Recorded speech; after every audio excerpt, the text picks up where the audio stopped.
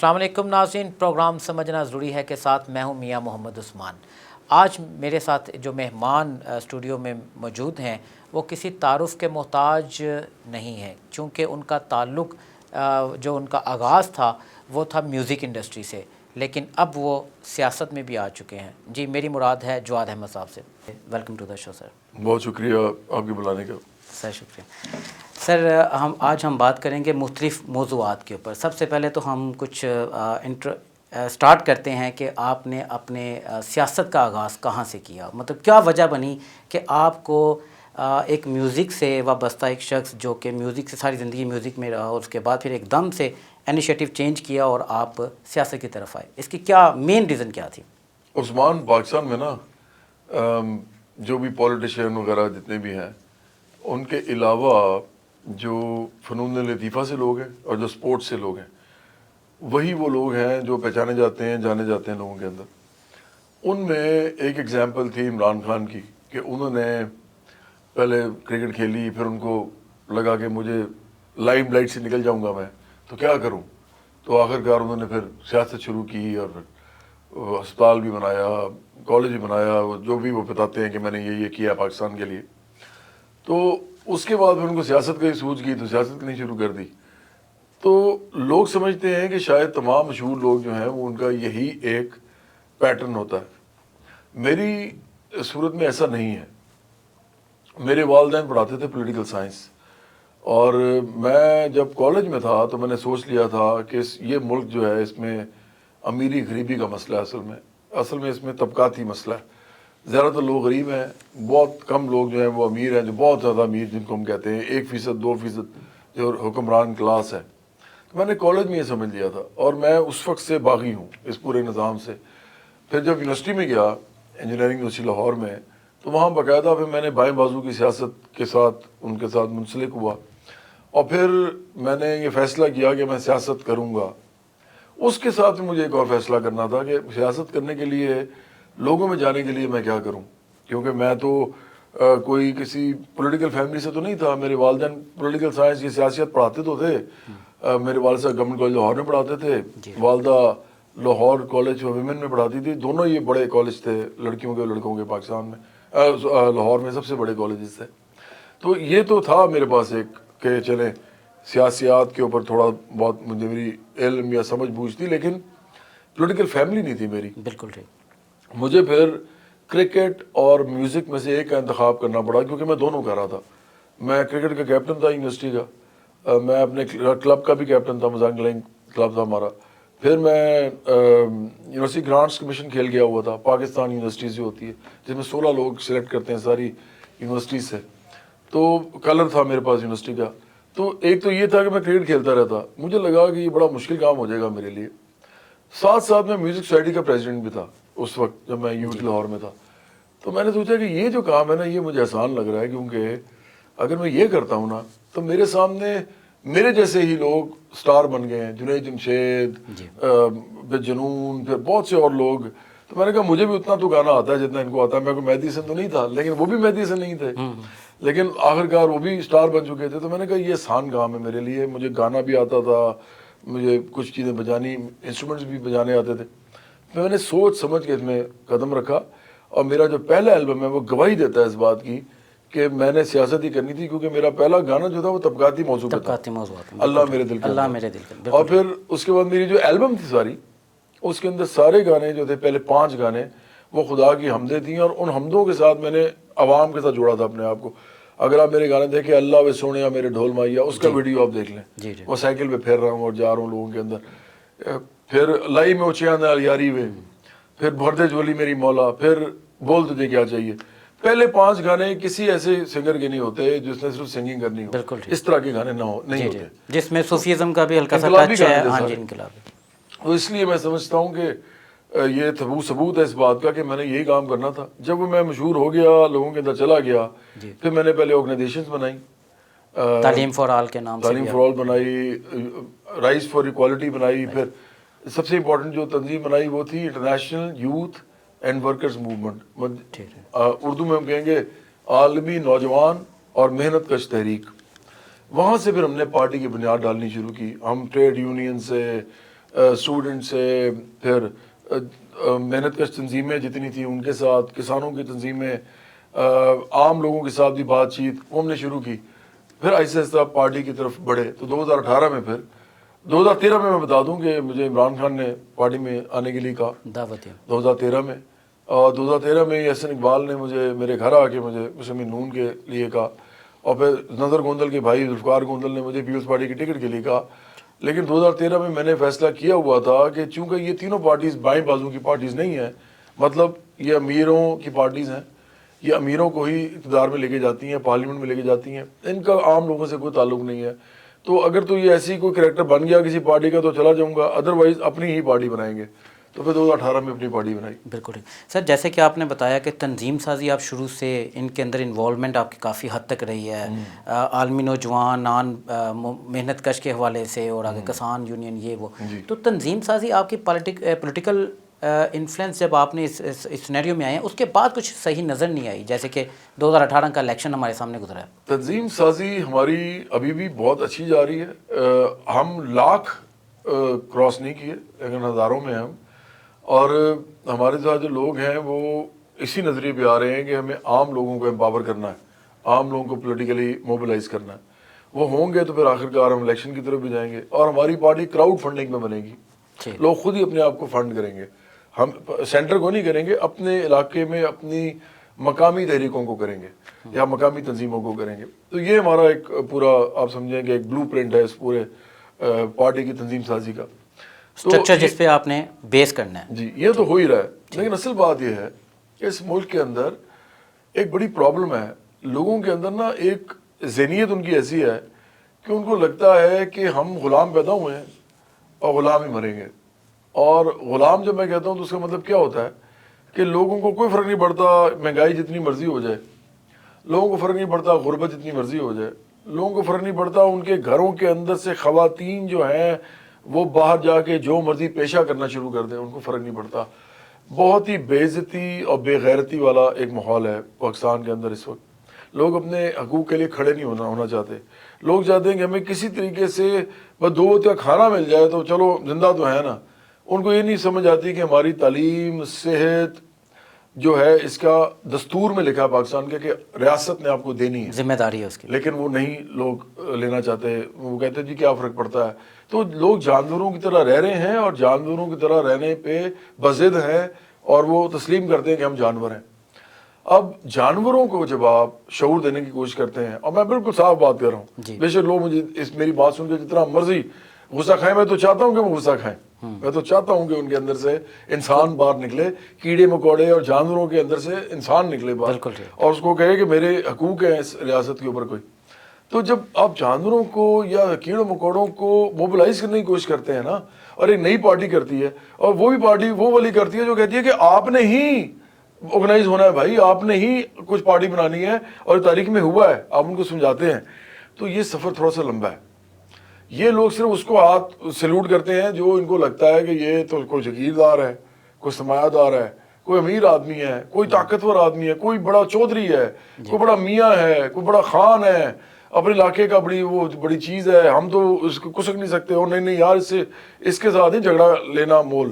تو لوگ جب اس طرح ہوتے ہیں نا تو تنظیم سازی ہماری جیسی پارٹی کی جو عام لوگوں کی پارٹی ہوتی ہے اس کو تھوڑا سا ٹائم لگتا ہے. لیکن میں ایک بات بتا دوں، جس دن اس پارٹی کی تنظیم سازی اس حد تک ہو گئی جس کو ہم کریٹیکل میس کہتے ہیں، یہ پولیٹیکل سائنس میں بھی ہے اور بہت سی چیزوں میں سوشل سائنسز میں بھی اس کی بات ہوتی ہے.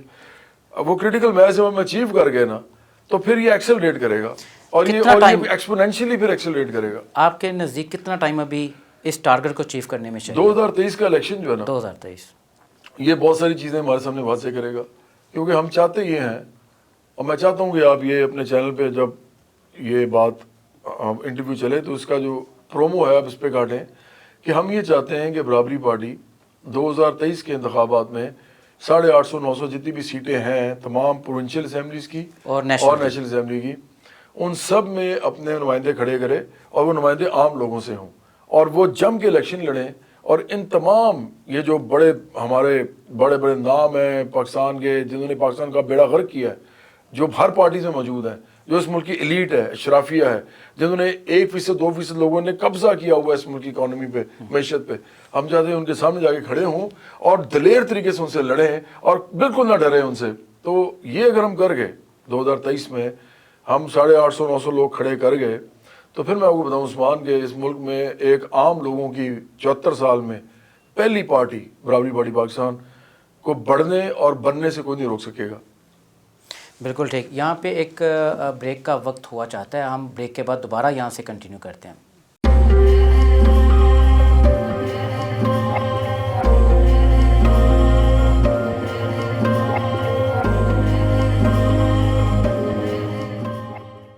ویلکم بیک ناظرین.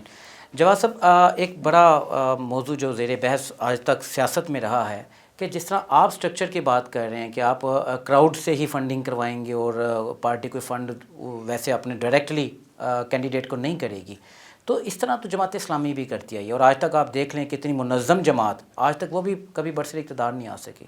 تو آپ کس طرح پھر یہ سارا سسٹم جو ہے وہ مینیج کرنے میں کامیاب ہوں گے, وہ بھی اتنے کم ٹائم میں جبکہ 2023 تقریباً سر پہ ہے؟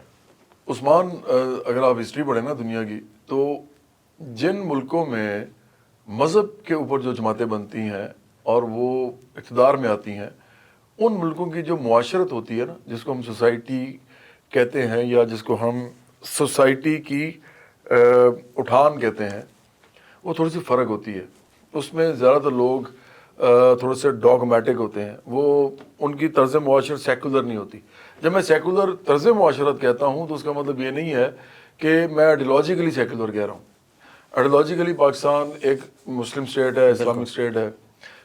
ہمارے یہاں پہ جو لوگ بھی الیکشن لڑتے ہیں ان کے اوپر یہ قطعاً ہے کہ وہ مسلمان ہونے چاہیے جو وزیر اعظم ہیں یا صدر ہیں. یہ ان کو ہم علیحدہ کر دیتے ہیں ان چیزوں کو, کیونکہ یہ کانسٹیٹیوشن ہے, یہ آپ کے دستوری چیزیں ہیں. لیکن اگر آپ طرز معاشرت اب دیکھیں تو یہ وہ نہیں ہے جو سعودی عرب میں تھی. اب تو ادھر بھی کھل رہا ہے سارا, لیکن جو ادھر تھی کہ ڈریس کوڈ تھا, ایک آپ نے ڈریس پہننا ہے تو ایک خاص ڈریس کے اندر رہیں گے, آپ دوسرے ڈریسز نہیں پہن سکتے. اسی طرح اور بھی بہت ساری چیزوں کے اوپر آپ کو بتایا جاتا تھا کہ ایسے کر سکتے ہیں, ایسے نہیں کر سکتے. پاکستان ایسا معاشرہ نہیں تھا. پاکستان اور انڈیا دونوں جو تھے یہ اس طرح کے معاشرے تھے جہاں پہ مختلف لوگ مختلف قسم کے لباس پہنتے تھے, مختلف لوگ مختلف طریقے سے اپنے مذاہب کی جو ڈیوٹی سی وہ ادا کرتے تھے, اور سب ایک دوسرے کے ساتھ مل جل کے رہتے تھے. ایک خاص ہوموجنس قسم کا کوئی یا ایک ہی طرح کا کی ثقافت نہیں تھی, مختلف اس کے رنگ تھے. پاکستان کے اندر مذہبی جماعت کا برسر اقتدار آنا وہ تقریباً ناممکن ہے, کیونکہ لوگ جو ہیں ان کی ذہنیت کے اندر یہ چیز آتی ہی نہیں ہے. اگر وہ آتے بھی ہیں کبھی برسر اقتدار تو وہ آتے ہیں کولیشنز قائم کر کے. آپ ہسٹری دیکھ لیں پوری, اور جو ایون آپ کے جو بانی پاکستان تھے وہ ایک سوٹ پہننے والے, ٹائی پہننے والے اور انگریزی میں تقریر کرنے والے آدمی تھے, اور وہ یہ ضرور کہتے تھے کہ میں رسول اللہ علیہ وسلم کا پیروکار ہوں, یا یہ ضرور کہتے تھے اپنی تقریروں میں کہ میں اسلام کی اور مسلم کی بات کرتا ہوں اور میں ان کو ریپرزینٹ بھی کرتا ہوں. لیکن وہ یہ بھی ساتھ کہتے تھے کہ ایک ٹائم آئے گا جب کہ مسلمان اور ہندو ختم ہو جائیں گے سیاسی طور پہ, مذہبی طور پہ نہیں, سیاسی طور پر سب سٹیزنز ہوں گے پاکستان کے. تو وہ ایک ان کی اپنی خاص سوچ تھی. آج بھی پاکستان کے اندر جتنی پارٹیز ہیں بڑی, ایک پولیٹیکل پارٹی ہے پیپلز پارٹی, ایک پولیٹیکل پارٹی ہے مسلم نون, ایک ہے پی ٹی آئی. یہ تینوں پارٹیز اگر آپ دیکھیں تو ان میں ہر قسم کے آپ کو لوگ ملیں گے. بلکہ آج جو عمران خان جو کچھ زیادہ ہی مذہبی رنگ دکھا رہے ہیں لوگوں کو اپنا, ان کے دھرنوں میں جو کچھ ہوتا تھا اس کا کوئی تعلق نہیں ہے جو عمران خان کے بیانات اب آج دیکھیں, وہ جو لباس پہ بات کر رہے ہیں, فحاشی ورانی پہ بات شروع کر دی ہے. تو یہ حکمرانوں کو اصل میں نا مذہب کارڈ کھیلنے کا بڑا شوق ہوتا ہے. لیکن جب آپ دیکھیں گے نا کہ عمران خان کی پوری سیاست, تو اس میں مذہب انہوں نے کہیں پر بھی نہیں بولا. میں تو کہہ رہا ہوں نا کہ اگر آپ ان کی وہ دیکھ لیں دھرنے دیکھیں تو جماعت اسلامی کے دھرنے میں ڈانس ہو سکتا ہے نہیں, تو یہ پی ٹی آئی کے دھرنے میں ڈانس ہوتا تھا. اس کا مطلب ہے کہ دونوں کا مذہب کو دیکھنے کا رنگ فرق ہے. اچھا, پاکستانی قوم لیکن کیا کرتی ہے, یہ ووٹ نہیں دیتی مذہبی جماعتوں کو, یہ ان کو عزت کرتی ہے. ہم بھی عزت کرتے ہیں, تمام لوگ مولانا مولوی جتنے ہمارے دوست ہیں ہم ان کی عزت کرتے ہیں, ہم ان سے دین بھی سیکھتے ہیں. لیکن جب ووٹ دینے کی باری آتی ہے وہ ووٹ نہیں دیتے. کیوں نہیں دیتے؟ وہ سمجھتے ہیں کہ یار اس ملک کے اندر اپنے اپنے طریقے سے سب رہ رہے ہیں, اسی طرح چلنے دیں. ہاں اصل چیزوں پہ سیاست ہونی چاہیے جو کہ لوگوں کے مسائل ہیں اس ملک کے اندر, لیکن وہ مسائل جو ہیں وہ بہت چھوٹے بتائے جاتے ہیں. مثال کے طور پر میری گلی ٹھیک کرا دیں, ہاں جی, تھانے کچہری میں میرے کام بلدیاتی جو چھوٹے چھوٹے سے مسئلے, تھانے کچہری میں میرا کام ہو جائے. بہت زیادہ میرے کسی بچے کو نوکری لگوا دیں. لیکن جو میں نے پہلے کہا کہ تعلیم, صحت, روزگار, مکان, کپڑا, گھر, سوری کیا نام ہے اس کا, روٹی, اس کے اوپر نہیں آتے لوگ. وہ سمجھتے ہیں کہ یہ شاید ہماری ذمہ داری ہے, ریاست کی نہیں ہے. جبکہ ہمارے دستور میں, پھر میں بار بار کہہ رہا ہوں, ہمارے دستور میں لکھا ہے کہ ریاست نے ذمہ لینا ہے بالکل ہم تمام چیزوں کا. تو اس کے اوپر برابری بانٹی جاتی ہے کہ لوگ آئیں. ابھی تک وہ صرف تھانے کچہری تک ہیں, لیکن شکر ہے کہ وہ اس تک ہیں. وہ یہ نہیں کہہ رہے کہ یار میں تو مذہب پہ ووٹ دوں گا کہ شیعہ علیحدہ ہو جائے گا, سنی علیحدہ ہو جائے گا, بریلوی علیحدہ ہو جائے گا, دیوبندی علیحدہ ہو جائے گا. میں ایسا پاکستان سمجھتا ہوں کہ اس میں بڑی زیادتی ہو جائے گی, لڑائی ہوگی. جو پاکستان آج تک چین سے رہتا رہا ہے اس میں مسائل شروع ہوں گے. نفرتوں کے بیج نہیں بونے چاہیے, مجھے نہیں لگتا. اور مذہب پہ تو بالکل نہیں بونے چاہیے. مذہب بڑی خوبصورت چیز ہوتی ہے, ہر ایک کا اپنا اپنا ہوتا ہے. آپ کسی کا مطلب چھڑوا نہیں سکتے جب تک وہ خود چھوڑنا نہ چاہے. وہ کہتے ہیں نا اپنا چھوڑو نہ کسی کا چھیڑو نہ. تو پاکستان میں مسیحی بھی رہتے ہیں, ہندو بھی رہتے ہیں, سکھ بھی رہتے ہیں, اور مسلمانوں کے بھی بہت سے فرقے رہتے ہیں. تو میں سمجھتا ہوں مذہب پہ سیاست جو بھی پارٹی کرے گی وہ اس کا ایک نیرو اسکوپ ہوگا. اور جو پارٹی بے شک مذہبی باتیں تو کرے گی, سیرت کی بات بھی کرے گی, قرآن کی بھی بات کرتے گی کبھی کبھی جب بھی اس کو لگے گا کہ پولیٹکس میں اس کی جگہ بن رہی ہے, لیکن وہ مذہب پہ ووٹ نہیں مانگے گی. تو مجھے لگتا ہے اس کا زیادہ عوام کے اندر جو ہے پذیرائی ہوگی. اچھا جواد صاحب, ایک بڑا اہم سوال یہ اٹھتا ہے کہ تمام سیاسی پارٹیاں منشور میں تو ہر کوئی عوام کے حقوق اور عوام کو فیسیلیٹیٹ کرنے کی بات کرتا ہے, لیکن برسر اقتدار آ کے مسائل وہیں کے وہیں رہتے ہیں, جو کہ تو نہیں ہوتے. تو یہی کل کو اللہ پاک آپ کو یہ موقع دیتے ہیں, آپ خود اپنی محنت سے بھی اگر آتے ہیں, آپ سیاست میں اتنا مقام پیدا کر لیتے ہیں کہ لوگ آپ کو منتخب کرتے ہیں اور آپ ایوان بالا تک پہنچتے ہیں, تو کیا یہ مسائل پھر آپ کے سامنے ایسے ہی رہیں گے؟ عثمان, پہلی بات تو یہ ہے کہ برابری پارٹی پاکستان ایوان بالا میں پہنچے گی, جواد احمد نہیں پہنچے گا. میں نے اپنے اوپر قدغن لگا لی ہے. میں نا کچھ چیزیں سیٹ کرنا چاہتا ہوں اپنے لیے نہیں, آنے والے برابری پارٹی کے جو لوگوں کے ان کے لیے ایگزامپل سیٹ کرنا چاہتا ہوں. ایک تو میں الیکشن نہیں لڑ رہا. میں الیکشن نہیں لڑوں گا تو میں وزیر اعظم کا تو وہ ہوں گا نہیں نا, امیدوار ہی نہیں ہوں گا. دوسرا میں نے ابھی ریسنٹلی یہ کہا ہے کہ میرے ساتھ چیئرمین نہ لکھا کریں, صرف لکھیں جواد احمد برابری پارٹی, کیونکہ چیئرمین تو کوئی بھی ہو سکتا ہے, الیکشن کرائیں کوئی اور ہو سکتا ہے. ابھی تک تو لوگ میرے ساتھ پیار کر رہے ہیں تو چلے میں چیئرمین سمجھتے ہیں کہ اس آدمی کی شکل لوگ جانتے ہیں تو اس کے تھرو پارٹی بڑھ جائے گی. تو یہ ایک پریکٹیکل بات ہے. اس کا مطلب یہ نہیں کہ میں سب سے بہتر ہوں, میرے سے بہترین لوگ ہیں جو پارٹی میں موجود ہیں, اور بھی آئیں گے انشاءاللہ, نوجوان آئیں گے اور ہم ان کو لیڈرشپ دیں گے اس پارٹی کی. تو ایک تو یہ بات طے کر لیں کہ پارٹی ہماری برسر اقتدار میں آئے گی, اور پارٹی اتنی اسٹرانگ ہوگی پیچھے سے کہ وہ دیکھے گی نا کہ اس کو ہم نے یہ بنایا ہے اور یہ کام نہیں کرا تو اس کو واپس کھینچ لے گی, اس کی جگہ دوسرا کھڑا کر دے گی. کیونکہ یہ پارٹیاں بڑی ہونی چاہیے, لوگ نہیں بڑے ہونے چاہیے. بالکل ادھر کیا ہے پاکستان میں کہ پارٹیاں چھوٹی چھوٹی ہیں, لوگ ان سے بڑے ہیں. آج عمران خان طریق انصاف سے نکل جائیں تو طریق انصاف زمین پہ گر جائے گی. یہ کون سی پارٹی ہے بھائی؟ یہ کوئی پارٹیاں ایسی ہوتی ہیں؟ لیبر پارٹی سبھی کا یہی حال ہے نا. اگر آپ پی ایم ایل این کو دیکھیں تو میں تو کہہ رہا ہوں سب کی, میں تو عمران خان کی اس لیے بات کی کہ عمران خان بڑی باتیں کرتے تھے, آخرکار ایک بندے پہ پارٹی بنی ہوئی ہے, وہ تو شریف خاندان میں بنی ہوئی ہے. تیسری طرف زرداری اور بھٹو خاندان میں بنی ہوئی ہے, پی پی پی کو دیکھ لیں. تو اس لیے خاندانی سیاست جو عمران خان بات کرتے تھے, عمران خان نے اس کو ذرا سا بھی ڈینٹ نہیں مارا. آپ عمران خان کی پی ٹی آئی کے اندر دیکھ لیں, جتنے بھی کیبنٹ میں سے لوگ بیٹھے ہوئے ہیں ان سب کے سیاسی خانوادے ہیں. بالکل ایسا. فواد چودھری جیسے بندے کے بھی ہیں, مطلب جس کا کوئی کسی کا والد نہیں ہے تو کسی کا کوئی چاچا ہے, کسی کا کوئی تایا ہے, کسی کا کوئی ماموں ہے, خالو ہے. تو میں نہیں سمجھتا کہ جب تک آپ ان لوگوں کی پوری کھیپ کو باہر نہیں نکالیں گے پاکستانی سیاست سے. نعرہ تو ان کا یہی تھا کہ ہم بالکل نئے چہرے لے کے آئیں گے. جھوٹ بولتے تھے. تبدیلی کا نعرہ تو یہی تھا نا کہ ہم یہ سیاسی جتنے بھی گھرانے چلتے آ رہے ہیں ہم ان سے ہٹ کے اپنا یہ موقف اختیار کرتے تھے کہ ہم نئے چہرے لے کے آئیں گے. لیکن اینڈ وہی ہوا. عمران خان بڑے افسوس سے میں کہنا چاہتا ہوں اس ملک کے سب سے بڑے جھوٹے اور دھوکے باز سیاستدان ہیں. ان سے زیادہ منافق آدمی میں نے اپنی زندگی میں نہیں دیکھا. مجھے ان سے کوئی وہ میری پسندیدگی نہیں تھی, مجھے یہ اچھے لگتے تھے. بلکہ انہوں نے کرکٹ کھیلی, انہوں نے سارا کچھ کیا, لیکن آج میں جب ان کو دیکھتا ہوں نا تو مجھے ان کی شخصیت میں صرف اور صرف تضادات نظر آتے ہیں اور بہت ہی منافقانہ اور دوغلا رویہ نظر آتا ہے. مثال کے طور پہ انہوں نے, آج میں سوچتا ہوں تو انہوں نے شوکت خانم بنایا, انہوں نے نمک یونیورسٹی بنائی, انہوں نے کہا جی کہ دیکھیں جی میں نے بڑا کچھ کیا ہے پاکستان کے لیے, ہیلتھ اور ایجوکیشن. لیکن میں سوچتا ہوں تو میں نے شاید ان سے زیادہ پیسے دیے ہوں گے ان دونوں کے اندر. میں نے ان کے اتنے شوز کیے, اس کے علاوہ پیسے ویسے بھی دیے, تو میں نے شاید زیادہ دیے فنڈ ریزنگ میں آپ کا بڑا اہم کردار ہے. اور بھی بہت سے لوگ ہوں گے, لیکن میں یہ کہہ رہا ہوں ان سے زیادہ دیے ہوں گے. اپنے پروجیکٹس میں اپنے پیسے نہیں دیتے تھے, مطلب ہمارے پیسوں سے پروجیکٹس بناتے تھے اور اس کے اوپر بیٹھ جاتے تھے کہ جی میں نے بنایا. دیکھیں یہ پاکستان جیسے ملک میں نا جو مشہور ہو جاتا ہے نا انسان, وہ کچھ بھی کر سکتا ہے, پھر وہ اپنے آپ کو دیوتا کہلوا سکتا ہے. انڈیا میں بھی ایسی پرابلم ہے, میں نے آپ کو پہلے کہا غلامانہ طبیعت ہے, لوگ ہیرو ورشپ کرتے ہیں, وہ کوشچن نہیں کرتے کہ یار آپ نے یہ کیوں کیا. وہ ہمارے تو جرنلسٹ تک جو ہے نا, وہ جو بڑے جرنلسٹ ہیں نا وہ بڑے ہوئے اسی لیے ہیں کہ وہ سخت سوال نہیں کرتے.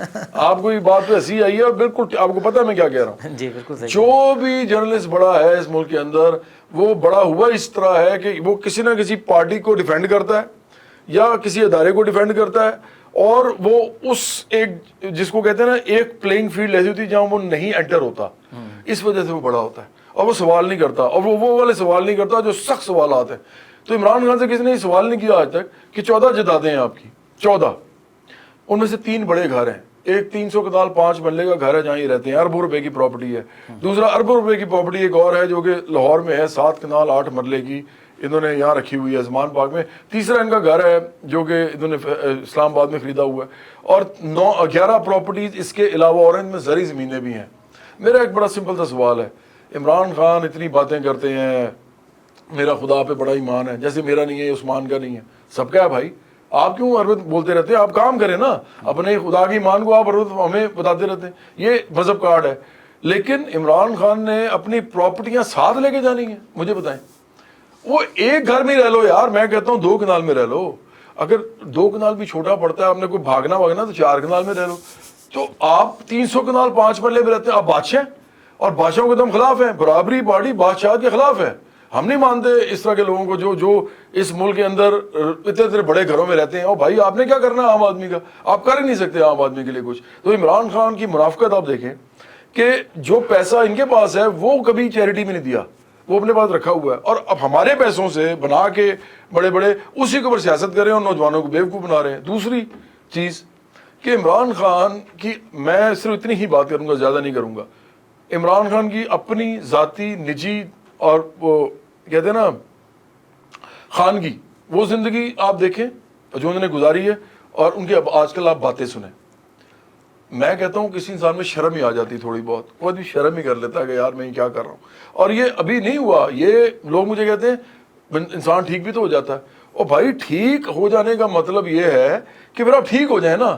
یہ تو پچھلے 22 سال ایاک نعبد و ایاک نستعین سے ہی شروع کرتے تھے, تو آپ کبھی تو ٹھیک ہو جائیں. ابھی بھی ہمیں نہیں پتا, لیکن انہوں نے ساری زندگی جو گزاری ہے, لیکن سب سے زیادہ مذہب کارڈ انہوں نے کھیلا ہے اس پاکستان میں.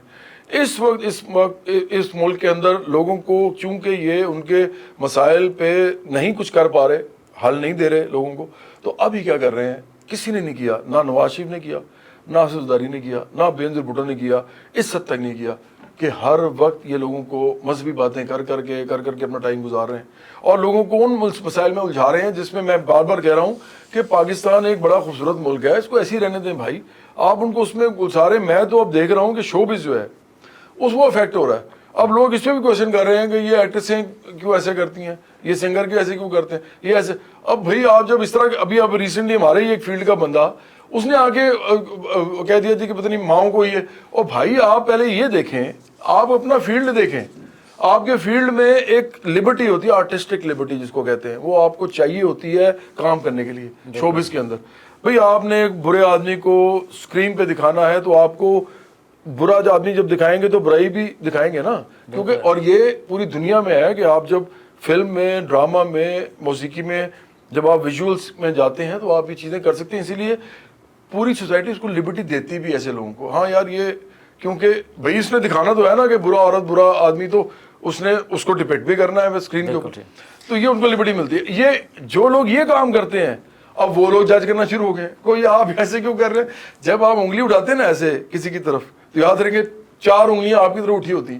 تو یہ پاکستان میں سمجھتا ہوں منافقت کا دور ہے, کوئی کام نہیں ہو رہا, کوئی لوگوں کو کھانا نہیں مل رہا اچھا, لوگوں کو روزگار نہیں مل رہا, لوگوں کے پاس تعلیم صحت نہیں ہے, لیکن لوگوں کو اخلاقیات اور اس طرف ڈالا جا رہا ہے جو کہ ہمارے پاس زیادہ ہیں.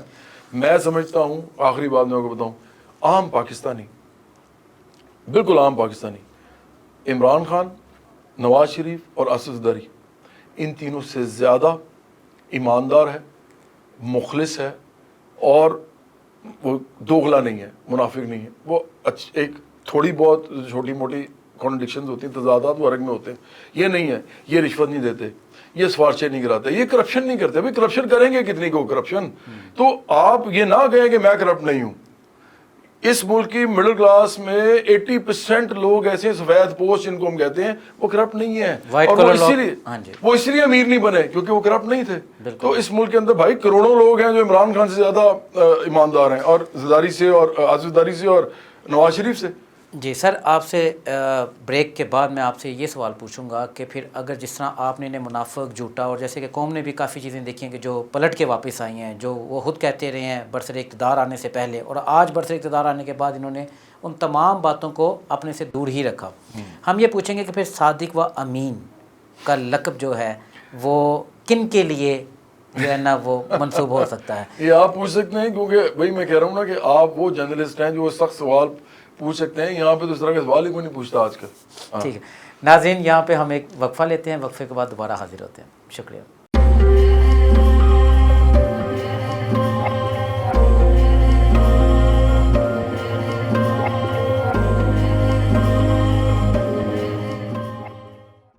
ویلکم بیک ناظرین. جواد صاحب, آپ سے وہی سوال کہ ہم کس طرح صادق و امین کے لفظ کو سمجھ سکتے ہیں اور کس طرح اس کا انالائز کر سکتے ہیں کہ جو بندہ برسر اقتدار ہے, چونکہ یہ تو ہمارا کانسٹیٹیوشن ہے نا کہ آپ کو صادق و امین ہونا چاہیے, تو کون کون سے ادارے ہیں جس میں آپ ان کی نیگلیجنس سمجھتے ہیں کہ وہ ان کی وجہ سے یہ اس کا تعین نہیں کر پا رہے؟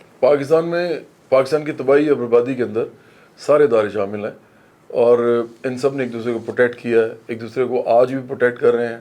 اور میں سمجھتا ہوں کہ پاکستان کی جو سیاست ہے, سیاستدان جو ہیں, سب سے زیادہ الزام تو انہیں پہ آنا چاہیے, کیونکہ وہ سیاسی عمل کے محافظ تھے. انہوں نے اس عمل کا بیڑا غرق کیا, انہوں نے اس کو اپنی دولت کی ریل پیل اور چینا جپٹی کے لیے استعمال کیا. تو ایک سب سے بڑے ملزم تو یا مجرم تو وہ ہیں, اور یہ ساری پارٹیز میں موجود ہیں, اور جب سے پاکستان بنا ہے یہ لوگ کھا رہے ہیں بیٹھ کے, اربوں خربوں روپیہ بنا گئے ہیں یہ. دوسرے نمبر میں سمجھتا ہوں سارے ادارے جو ہیں ان کے جو بڑے بڑے لوگ ہیں وہ ان میں شامل ہوتے ہیں, کیونکہ پاکستان میں کسی کو صادق اور امین آپ قرار دے دیں, میں سمجھتا ہوں کہ اس سے زیادہ مضحکہ خیز بات نہیں ہو سکتی, کیونکہ صادق اور امین سوائے انبیاء علیہ السلام کے کوئی ہو ہی نہیں سکتا. یہ لیبل اگر آپ کسی پہ لگاتے ہیں کہ وہ صادق اور امین ہے, تو میں سمجھتا ہوں آپ ایک بہت بڑے جرم اور گناہ کے مرتکب ہوتے ہیں, کیونکہ آپ گواہی دے رہے ہیں کسی کے بارے میں, آپ یہ نہیں کہہ رہے, الزام نہیں لگا رہے. الزام بھی نہیں لگانا چاہیے کہ جی اس نے قتل کیا یا چوری کیا.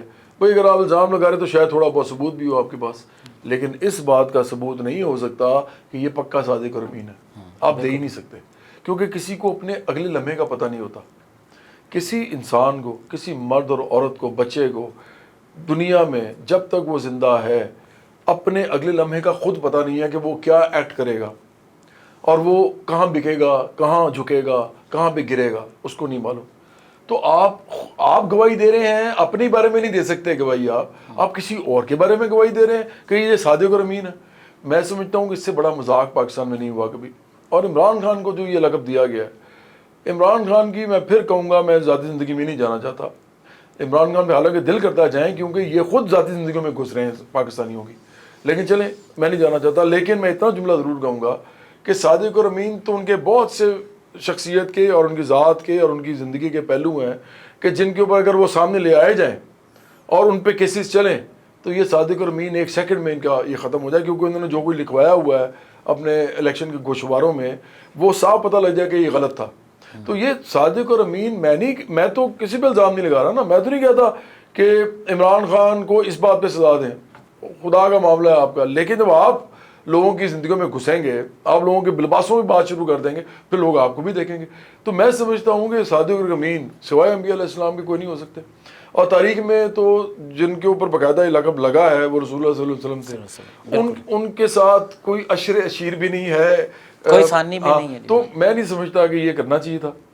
اس کو نکال دینا چاہیے، اس شک کو فوراً نکالنا چاہیے، کیونکہ اس شک کے اندر میں سمجھتا ہوں گمراہی چھپی ہے. اس شک کے اندر باقاعدہ لوگوں کو بچانا اور لوگوں کو کسی طریقے سے پھنسوانا یہ چھپا ہوا ہے. آپ اس کے اوپر کسی کو پھنسوا سکتے ہیں، اسی کے اوپر آپ کسی کو بچا سکتے ہیں، اور یہ ہو رہا ہے پاکستان میں. اور عمران خان کو باقاعدہ وہ 3 لوگ ہیں جی آج کل. ایک کا نام ہے جیالہ، جو پی ٹی آئی، وہ جو کہ پیپلز پارٹی کا غلام ہے، ایک پٹواری ہے. ایک پٹواری ہے جو کہ بڑے فخر سے کہتا ہے جی کہ میں پی ایم ایل این کا غلام ہوں. اور تیسرے جو عجیب و غریب جو قوم ہے جس کو یوتھیا کہتے ہیں، اور مجھے نہیں سمجھ آتی کہاں سے لفظ یہ آ گیا. تو یہ جو یوتھیا ہے یہ تو سب سے زیادہ غلام پسند لوگ ہیں. تو ان کو اگر آپ نے یہ کہنا ہے نا کہ بھائی اچھا یہ خود عمران کو خان زیادہ یہ پڑھا کرتے لکھا بھی سمجھتے ہیں، یہ تو مزے کی بات ہونے لگا ہوں. اگر آپ نے میں ان کو یوتھیا اس لیے کہہ رہا ہوں کہ وہ اپنے آپ کو یوتھیا کہتے ہیں. میں تو سب کو پاکستانی نوجوان سمجھتا ہوں، اور میں چاہتا ہوں کہ ان میں سے نکلیں، یوتھیا جیالہ پٹواری سے نکلیں اور پاکستانی نوجوان بنیں. لیکن چونکہ وہ کہتے ہیں، تو میں آپ کو بتاؤں کہ یہ وہ لوگ ہیں، ان کو اس حد تک لوگوں نے غلام بنا دیا ذہنی طور پہ کہ یہ جب آپ ان سے کہیں کہ عمران خان نے یہ کیا وہ کیا، کہتے ہیں نہیں، عدالتوں نے ان کو صادق اور امین کہہ دیا. آپ سمجھ رہے ہیں جی. اس طرح بچایا جاتا ہے لوگوں کو عوام کے سوالات سے، ان کو صادق اور امین کہہ دیا جاتا ہے. اور یہ نکلنا چاہیے یہ شک کو، اور اس کو ختم ہونا چاہیے. بالکل ٹھیک. اچھا سر، آپ نے چونکہ اس سے قبل ایک بہت بڑا بیڑا جو تعلیم فار آل کے نام سے بھی اٹھایا، اب وہ کہاں پہ فعال کر رہی ہے، کہاں پہ؟ نہیں، تعلیم فار آل میں نے کبھی بھی اس کے اندر ایسیٹس نہیں بنائے. میں آپ کو مثال دیتا ہوں. ہمارے پاس کوئی جگہ نہیں تھی جو ہم نے خریدی. ہم نے کوئی اسکول یا کالج بلڈنگ نہیں بنائی. ہم نے جتنے اسکولز بنائے ان سب کے اندر ٹیچرز کو تنخواہیں دیتے تھے، بچوں کے لیے وہ جو کاپی پینسل لباس جو بھی ان کا بندوبست کرتے تھے. اور اس کے بعد ہم جو بھی ہمارا ہیڈ آفس کے ساتھ ان کا تعلق ہوتا تھا، اس میں جو کچھ بھی ہماری طرف سے جانا ہوتا تھا وہ ہم اس کو پورا کرتے تھے ایکسپینڈیچر کو. لیکن اس کے لیے ہم فنڈ ریزنگ نہیں کی. میں نے 2 دفعہ سینٹ لوئس میں اور واشنگٹن ڈی سی میں نے 2 فنڈ ریزر کیے. اس کے بعد میں نے 1 دفعہ پی ٹی وی پہ ٹیلی تھون کی جس میں کوئی خاص پیسے نہیں بنے. اور 1 یا 2 دفعہ میں نے بینرز لگائے، 1 یا 2 دفعہ صرف. میں نے یہ چلایا ہے تقریباً میرا خیال ہے 12-13 سال. تو وہ سب سے پہلے میں نے اپنے پیسے اس میں ڈالے. میں نے 4.3 ملین سے سٹارٹ کیا تھا اپنے پیسوں سے. ماشاءاللہ. تو اس کے بعد میں نے صرف یہ فنڈ ریزر کیے ہوئے. میں نے سارا کیوں بتایا؟ مجھے کوئی آگے آج کہہ دے کہ میں نے اس کو پیسے دیے ہیں، میں تو بتا دیا جان میں، تو میں اس کو مان لوں گا. میں نے پیسے نہیں لیے کسی سے آج تک. سمپل میں آپ کو بتا رہا ہوں. تو میں نے جتنے پیسے میرے پاس آ گئے نا، میں نے دیکھا کہ جتنے بھی ہم اسکول بنا رہے ہیں یہ ہم کمیونٹی کو نہیں دے پا رہے. کمیونٹی ہمارے ذہن میں تھا عثمان کہ ہم ہزاروں اسکول بنائیں گے. ہم 14 پہ ہمیں سمجھ آ گئی کہ یہ اسکول جو ہیں اگر کمیونٹی ان کو اون نہیں کرے گی اور کمیونٹی ان کو سسٹینیبل نہیں بنائے گی تو ہم تو ساری عمر نہیں چلا سکتے ان کو. ہم کیا پیسے لا کے وہ کنویں میں ڈالتے رہیں گے. تو ہمیں سمجھ آ گئی کہ پاکستان میں اتنی غربت ہو چکی ہوئی ہے، اتنی ڈپریشن ہے لوگوں کے اندر، اور لوگ غریب علاقوں میں بالکل ہی ان کی پسلی نہیں ہے. تو یہ اسکول نہیں اون کر سکتے. ہم ان کو 5 سال چلا کے بھی دے دیں تو یہ آگے نہیں چلا سکتے. تو پھر میں نے اس پروجیکٹ کو ایسے وائنڈ اپ کرنا شروع کیا. پھر ہم نے ایک انڈاؤمنٹ فنڈ کریٹ کیا. اس کے جب پیسے اسی میں سے کرتے جب ختم ہو گئے تو پھر ہم نے اس کو فرگو کر دیا. لیکن ہمیں خوشی یہ ہے کہ ہم نے 1000 سے زیادہ بچوں کو پرائمری کی تعلیم دی ہے. بالکل ٹھیک. جو موجودہ اسٹرکچر ہے ایجوکیشن کا، اس میں بھی سلیبس ہیں، اس کے اندر بھی کافی آپ دیکھیں 3 اسٹینڈرڈز ہیں، 1 نہیں ہے، مطلب 3 سے بھی شاید زیادہ اسٹینڈرڈز ہوں. تو اس سب نظام کو کس طرح کا آپ سمجھتے ہیں کہ اسٹرکچر ہونا چاہیے جب کل کو آپ برسر اقتدار آپ کی پارٹی آتی ہے؟ تو آپ تعلیم کے نظام کو کس طرح دیکھیں گے؟ آج غریب کا بچہ کس طرح تعلیم حاصل کر رہا ہے اور امیر کا بچہ کس طرح حاصل کر رہا ہے، وہ سب کے سامنے آیا ہے۔ عمران خان کا ایک اور سب سے بڑا جھوٹ ہے نا، میں آپ کو بتاؤں کہ عمران خان، میں کیوں کہتا ہوں دھوکے باز آدمی ہے، انہوں نے لوگوں کو یہ کہا، اگر آپ کو شاید یاد ہوگا، کہ یکساں نظام تعلیم، پہلے لفظ یہ بولتے تھے، ہاں جی، یہ لفظ یہ بولتے تھے، ٹرم یہ بولتے تھے۔ جب یہ اقتدار میں آئے، انہوں نے آ کے ایک نیا لفظ بولنا شروع کیا، یکساں کریکلم۔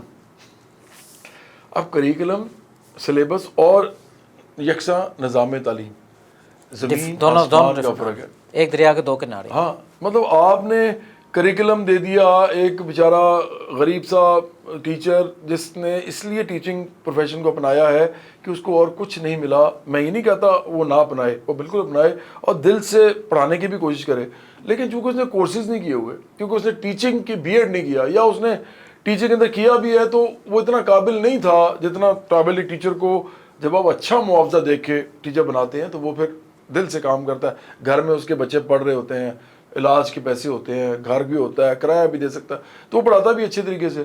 آپ نے غریب لوگوں کو ٹیچرز بنایا ہوا ہے غریب علاقوں میں، اور کریکلم ان کو وہ دے دیا ہے جو آپ نے ایچ کالج کو دیا، یا جو آپ نے بیکن ہاؤس کو دیا، یا آپ نے جو سٹی اسکول کو دیا۔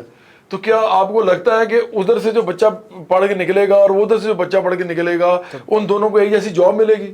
آپ کیوں جھوٹ بول رہے ہیں لوگوں کے ساتھ؟ آپ کو چاہیے تھا کہ سب سے پہلے تو آپ ایچ کالج جو ہے بند کرتے، اور اس کے اندر آپ غریب لوگوں کو صرف پڑھاتے، سب کو ایڈمیشن دیں، غریب کو دیں۔ بلکہ آپ کو نمونہ بنانا چاہیے کہ ایسے جتنے بھی کالجز ہیں، اسکولز ہیں، ان کو آپ نمونہ بنائیں، بڑی بڑی بلڈنگز دیں غریبوں کے بچوں کو، وہ اندر جا کے کھیلیں بھی، وہ جا کے وہاں پہ انجوائے بھی کریں۔ انہوں نے کیا کیا؟ امیروں کے اسکول وہی رہے، مڈل کلاس کے اسکول وہی رہے، اور غریب کے اسکول وہی رہے، اور پھر مدرسے چوتھے نمبر پہ مدرسے وہ بھی ویسے ہی رہے۔ میں آپ کو ایک بات بتاؤں، دیکھیں ہم سب مذہب پسند لوگ ہیں، مطلب ہم سب کے اندر کہیں نہ کہیں کونے میں بھی کوئی اسلام چھپا ہو یا مسلمان چھپا ہو نا، تو ہمارے اندر کہیں نہ کہیں ہوتا ہے، پوری قوم کے اندر ہے۔ تو آپ ان کو اور مسلمان نہ بنائیں بھائی، وہ ہے ہی پہلے سے مسلمان ہیں، اپنے اپنے طریقے سے فرائض ادا کرتے ہیں، اپنے اپنے رنگ سے کرتے ہیں۔ لیکن اب آپ مجھے ایک بات بتائیں کہ مدرسوں میں جو بچے پڑھتے ہیں، اگر ان بچوں کے والدین کو آپ بتائیں کہ ایک زبردست اسکول بن رہا ہے، زبردست اسکول، اور حکومت بنائے گی، حکومت چلائے گی، بلڈنگز ہوں گی، بڑے بڑے وہ گراؤنڈز ہوں گی، جدید تعلیم ملے گی، کون نہیں بھیجے گا اپنے بچے کو وہاں؟ سبھی بھیجیں۔ تو مدرسے بھی آپ نے رہنے دیے، بجائے کہ مدرسوں کو آپ باقاعدہ اسکولز کا درجہ دیتے اور ان کو مین اسٹریم میں لے کے آتے، آپ نے ان کو بھی وہیں رہنے دیا۔ آپ نے غریب کا اسکول بھی وہیں رہنے دیا، ٹاٹ والے سے لے کے وہ سے اسکول جو کہ ابھی بھی چھوٹی چھوٹی بلڈنگوں میں موجود ہیں، ایون لاہور جیسے شہر میں مطلب 10 کمروں کا اسکول، 8 کمروں کا اسکول، 6 کمروں کا اسکول بھی ہے، تو آپ نے وہ رہنے دیا۔ اور ساتھ آپ نے بڑے بڑے چینز جو ہیں ان کو، اربوں خربوں کمانے والی چینز کو بھی رکھا ہوا ہے۔ پاکستان نہیں ٹھیک ہو سکتا اس طرح عثمان، یہ جھوٹ بول رہے ہیں عمران خان، یہ دھوکہ دے رہے ہیں اس قوم کو۔ نیشنل کریکلم سے کچھ نہیں ہوگا اس ملک کے اندر، طبقاتی بات وہی رہے گی، غریب غریب رہے گا، مڈل کلاس رہے گی، اور امیر امیر رہے گا، اور بلکہ اور چڑھ کے رہے گا، کیونکہ اب یہ کہہ رہے ہیں کہ سب کو اردو پڑھائیں۔ بھائی نفاذ اردو کے لیے بھی اب ساروں کو اردو انگریزی دونوں پڑھائیں نا یار۔ میں نہیں سمجھ پاتا اس آدمی کی جو ذہنی صلاحیت ہے وہ کدھر چلی گئی ہے۔ بھائی آپ اردو انگریزی دونوں پڑھائیں، انگریزی انٹرنیشنل لینگویج ہے، آپ روک ہی نہیں سکتے۔ آپ کو آج میں پوچھوں کہ یار عثمان اپنے بچے کو انگریزی اسکول میں پڑھانا ہے یا اچھے انگریزی اسکول میں یا اردو اسکول میں، تو آپ کہیں گے یار میں انگریزی اسکول میں پڑھاؤں گا، اردو تو میں خود ہی سکھا دوں گا۔ بالکل ایسا ہی ہے۔ اچھا، انہوں نے بجائے کہ تمام اسکولوں میں انگریزی بھی لے کے آئیں اور اردو بھی دونوں پڑھائیں، انہوں نے اردو کر دیا۔ اب اسے ہوگا کیا؟ سارے جتنے بڑے اسکول ہیں آپ چیک کر لیں، جا کے بھی چلے جائیں، ایچ کالج میں بیکن ہاؤس، سب وہ اردو کے ساتھ سب کچھ پڑھائیں گے، ہاں جی، وہ ایکسٹرا کریکلم پڑھائیں گے، جی، اور اردو والے صرف اردو پڑھائیں گے، اور ان کا بزنس زیادہ چمکے گا۔ ہاں، اور ان کو جو چھوٹی موٹی انگریزی مل جاتی تھی نا وہ بھی ان کی ختم ہو جائے گی۔ تو آپ تو بلکہ اور غریب کو اور غریب دبا رہے ہیں، محتاج اور مظلوم اور محروم بنا رہے ہیں، کہ وہ تو جب 5ویں کلاس کے بعد نکلے گا باہر اس کو انگریزی کا ایک لفظ نہیں آتا ہوگا۔ یار یہ کتنی زیادتی ہے۔ اس لیے میں عمران خان کو کہتا ہوں کہ یہ اپنے ناکامیوں کو اپنے جھوٹوں کے پیچھے چھپاتے ہیں، یہ اپنے دھوکے بازی کے پیچھے چھپاتے ہیں۔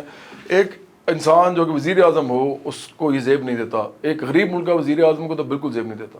بالکل ٹھیک۔ اچھا جواد صاحب، 2023 کے لیے آپ کا ہوم ورک کیا ہے؟ آپ سمجھتے ہیں کہ آپ 2023 میں فل اچھے طریقے سے آپ کنٹیسٹ کر سکیں گے تمام بڑی پارٹیوں کو؟ آپ کے مد مقابل پاکستان کی 3 بہت بڑی پارٹی ہیں۔ عثمان، ہم نے تو پارٹی کھڑی کرنی ہے، اور یہ پارٹی میری زندگی میں جیتتی ہے نہیں جیتتی مجھے سے کوئی فرق نہیں پڑتا۔ میں پھر بات صرف اتنی ہی کروں گا، اس سے زیادہ میں مذہبی بات نہیں کرتا، کیونکہ میرا اپنا وہ ہے، اور میں خدا کو میں نے خود جواب دینا، اور میرا خدا کا معاملہ ہے۔